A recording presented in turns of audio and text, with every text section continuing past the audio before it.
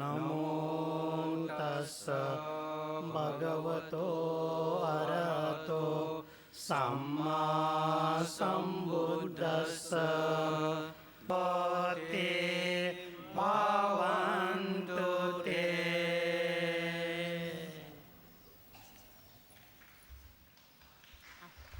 Namo tassa bhagavato arahato samma sambuddhassa bhagavato arahato samma sambuddhassa gacchami sanghang saranang gacchami Uchupatipanno bhagavato. The first speaker is Venerable Bhante Kondande from Nepal.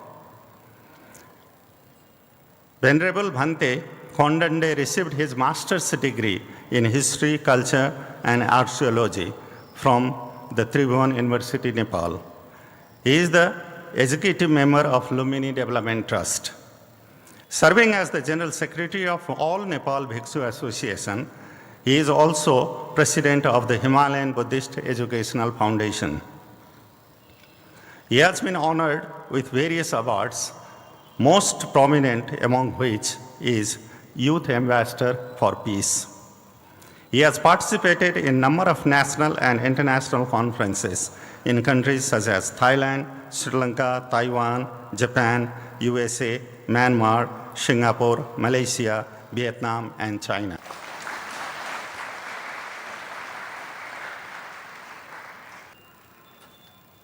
Namo tassa bhagavato arahato samma sambuddhassa.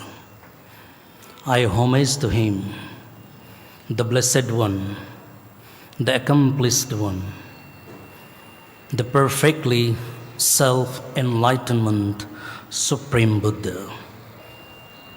And also I would like to say, Om Sri Sai Ram. पहिलोचोटि म नेपालीमा केही भन्न चाहन्छु। आज Buddha Purnima, Vaishakh Purnima, Sawaya पुनी, बुद्धको चिरस्मरणीय जन्म दिवस, जन्म जयन्ती, चिरप्रेरक सम्बोधि लाभ दिवस, चिरसंवेगदायी महापरिनिर्वाण दिवस,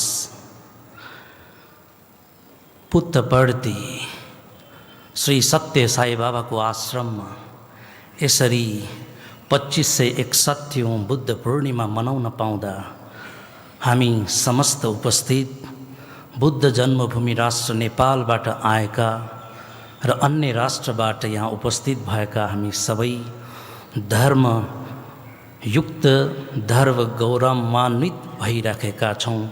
यसमा सम्बन्धित सबैलाई भिन्तुना हार्दिक साधुवाद, wishing you all the best.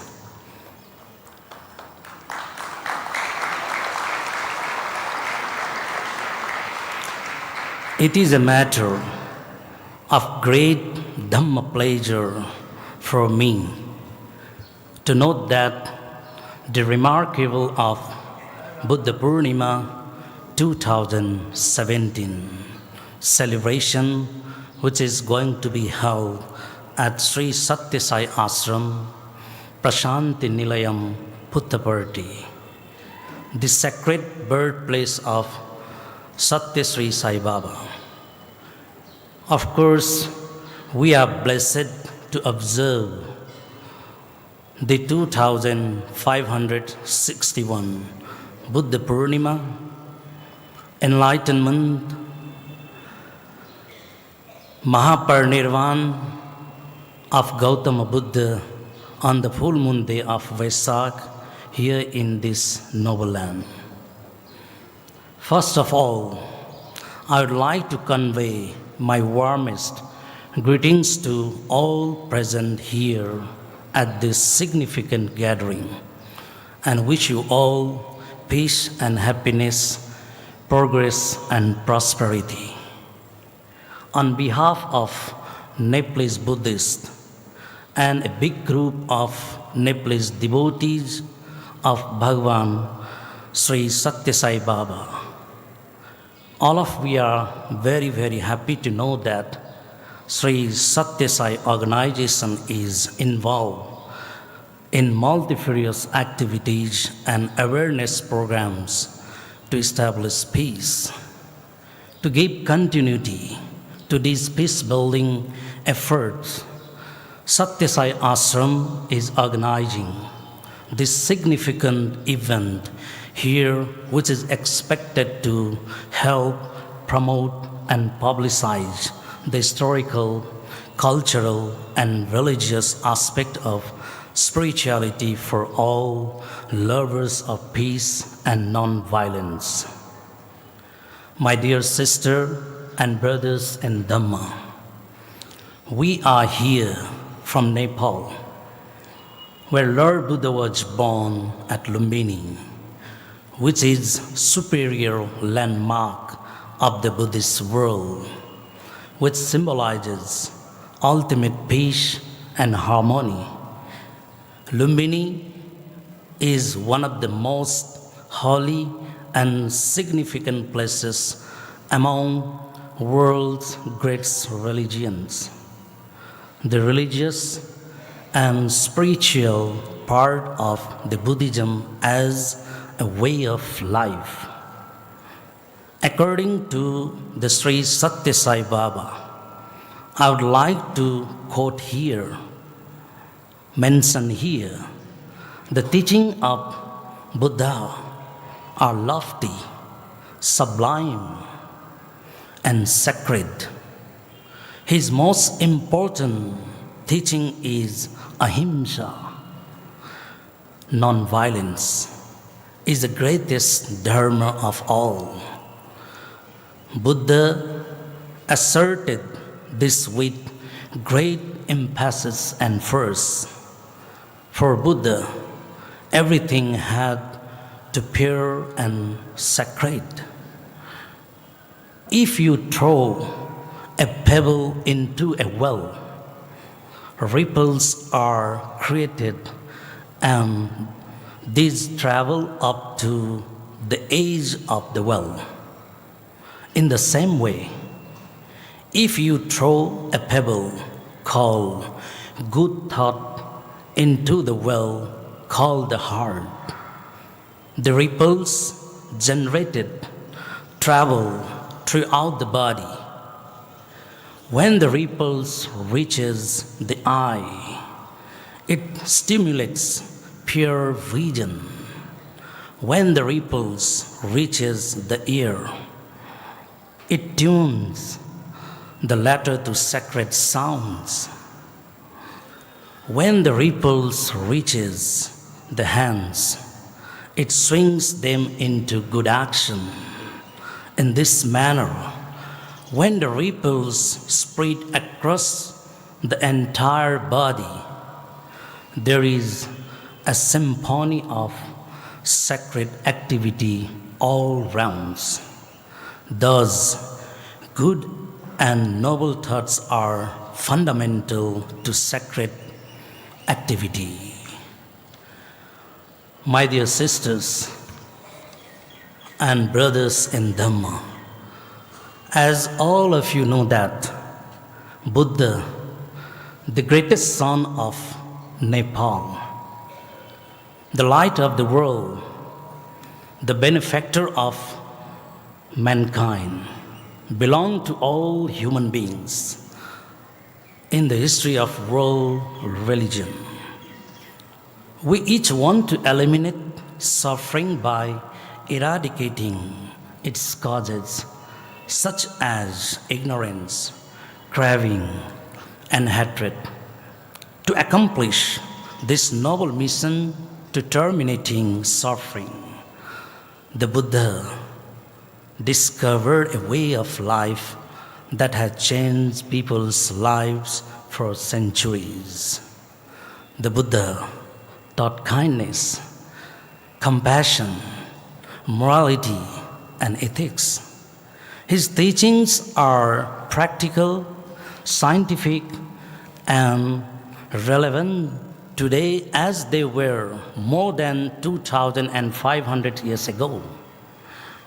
The teaching of Buddha have become even more pertinent to the present day world that is suffering from social, ethnic, economic, political conflicts, and environmental degradations, natural catastrophes, as well as crises including various diseases unknown before. The Buddhist teachings emphasize non-violence, compassion, and loving kindness, spiritual friendship, which is based on the notion of an interrelated and interconnected existence. The Buddha taught that refraining from actions of body, speech, or mind that cause afflictions to oneself or to others helps to bring about a calm and settled state of mind and promotes peaceful and harmonious relations between people. In his teachings, the Buddha made a distinction between deliberate, harmful actions by body and speech, which can be said in Pali terms vihimsa, and mental states of having ill will or hatred, which can be said vyapada, fatigue, or dosa. He always described ill will, which is called just vyapada, hate, it means dosa, and similar mental states as wants to be abandoned.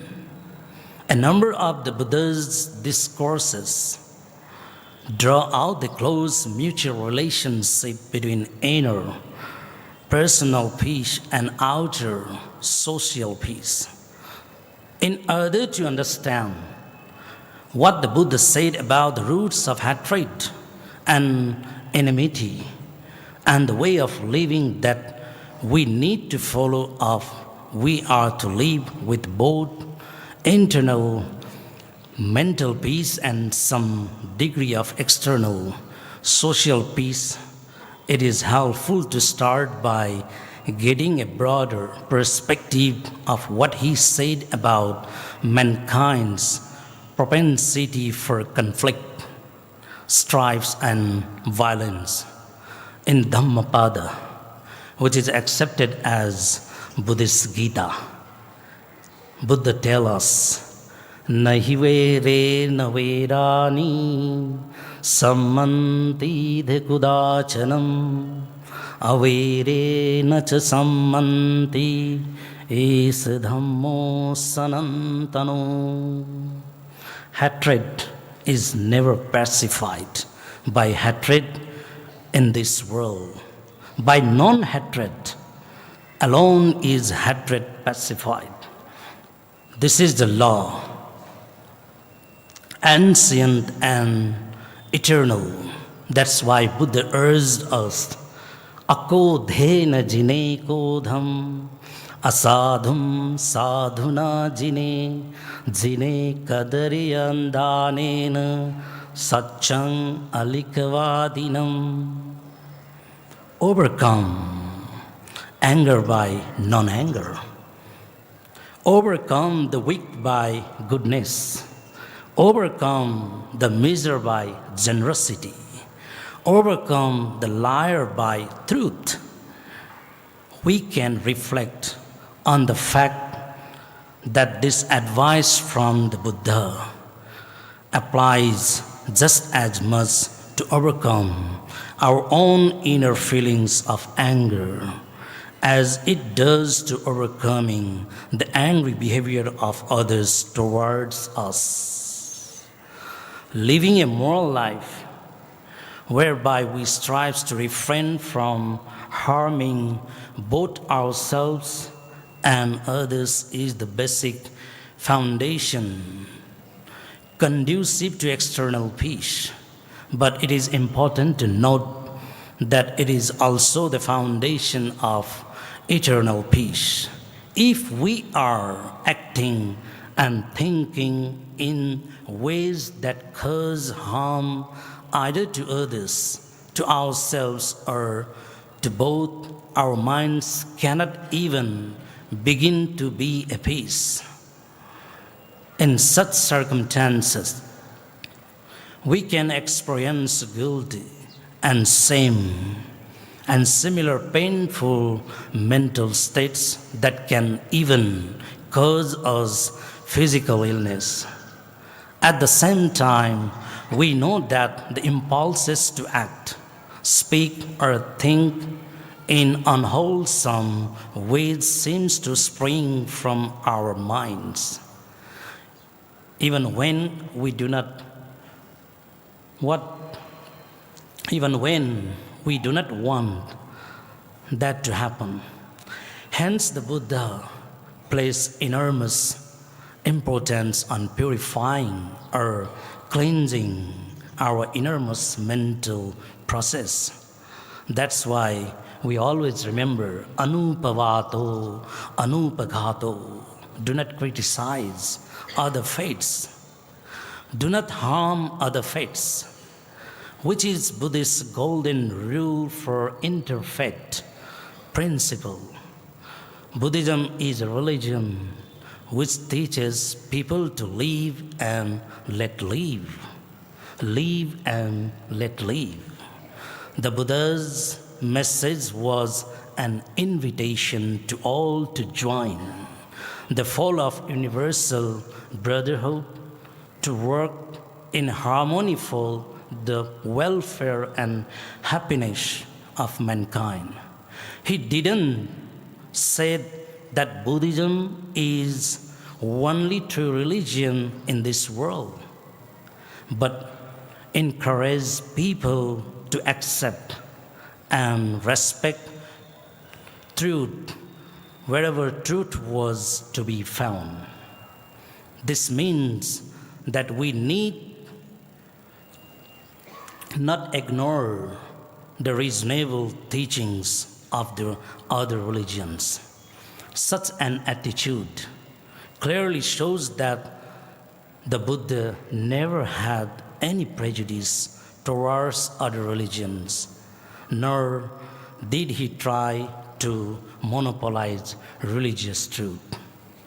Dearest participated sisters and brothers in Dhamma, today all of we are here and seeking for peace. At the same time, we need to search for the truth. As long as we fail to find out the truth, we will not be able to solve any problems the world is now facing.